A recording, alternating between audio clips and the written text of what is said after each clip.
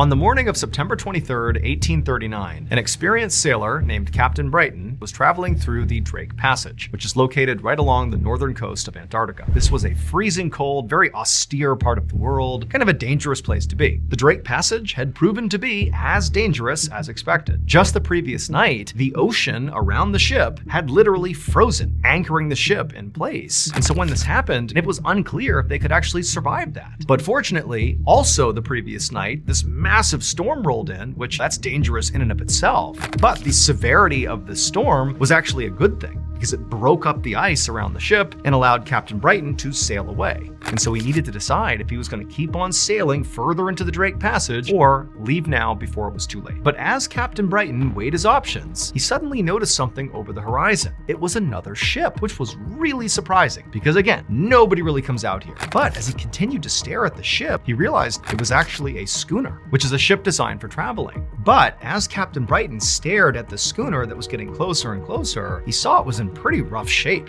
Captain Brighton knew they actually did have quite a bit of supplies, and so he called out to his men to ready a dinghy and get some supplies because they were gonna go over to this schooner and basically offer up some extra supplies and also check in on them and make sure they were okay. Captain Brighton, along with 4 other men, hopped in the dinghy and they began paddling over to the schooner. And as they got closer, they'd be able to look into the portholes, which are like windows on the side of the schooner, and Captain Brighton could clearly see there were people inside of the schooner. He called out a few times, but it was windy and sort of loud. And so eventually, Captain Brighton and his crew just climbed up the ladder and boarded the ship. And once they were on the deck of the schooner, and so Captain Brighton and his men walked into the captain's quarters and he calls out to this man who clearly appears to be the captain, but the man doesn't say or do anything. He's clearly focused on something at his desk. Captain Brighton began walking across the room, and then finally, he was right behind the man, and he actually looked down and read what the man had been writing. This is what it said. Trapped by icebergs. Despite all efforts, the fire went out last night. No hope remains.